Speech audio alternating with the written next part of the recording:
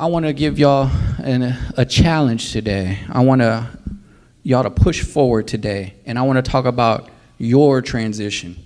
Your transition. We're leaving the year, and we're stepping into a new one. Let's talk about your transition. Transition, let's define it. Literal meaning, a change from one thing to the next, either an action or state of being. Biblical, a process or period of change from one state or condition to another.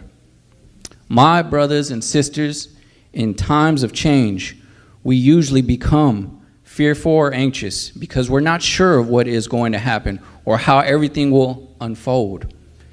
But rest in the truth and know this: God does have a plan for us. He says so in Jeremiah 29:11. For I know the plans that I have for you, plans to prosper, and he will lead us on the right path. When we place our trust in him, remember that, when you place your trust in him. Let's go to Proverbs 3:5-8. What does it say? Trust in the Lord with all your heart and lean not on your own understanding. In all your ways acknowledge him, and he shall direct your paths. Do not be wise in your own eyes. Fear the Lord and depart from evil. It will be health to your flesh and strength to your bones. God should be in the center of our transition from this year to the next. After all, he is the one who got you to this point.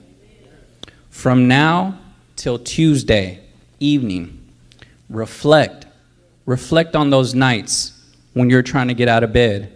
Reflect on those nights when you just couldn't bear it anymore. Reflect on those times, those storms, it was just pounding you.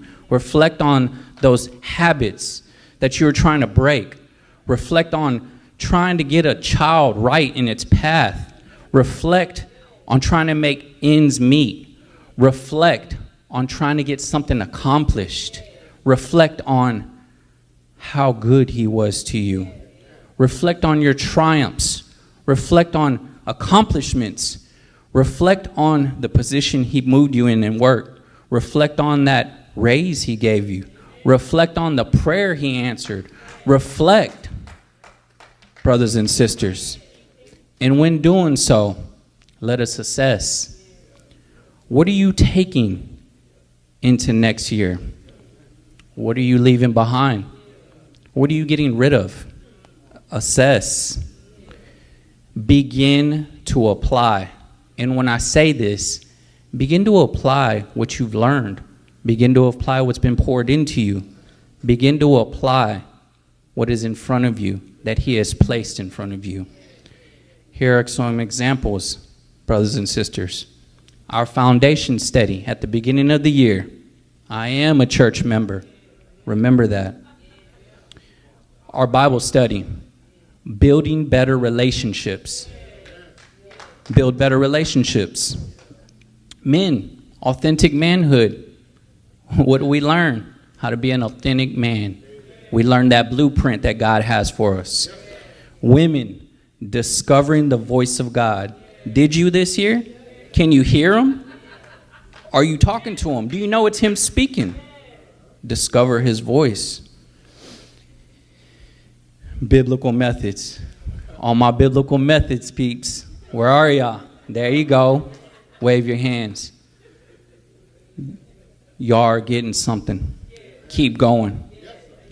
Spiritual health and well-being ministry. Your mental health, your physical health, your spiritual health, and your emotional health. And here are some of Pastor's sermons. God over money.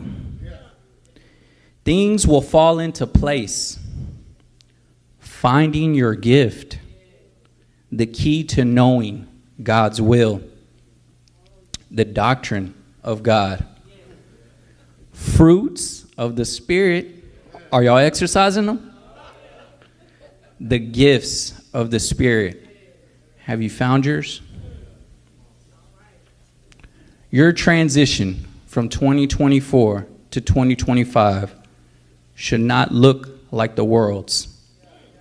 Drunken toasts, New Year, New Me resolutions, or a funny-looking 2025 pair of glasses. But you should begin with thanking God, showing reverence for his providence over your life. Let him be the first you spend time with as you transition. Amen. Thank y'all.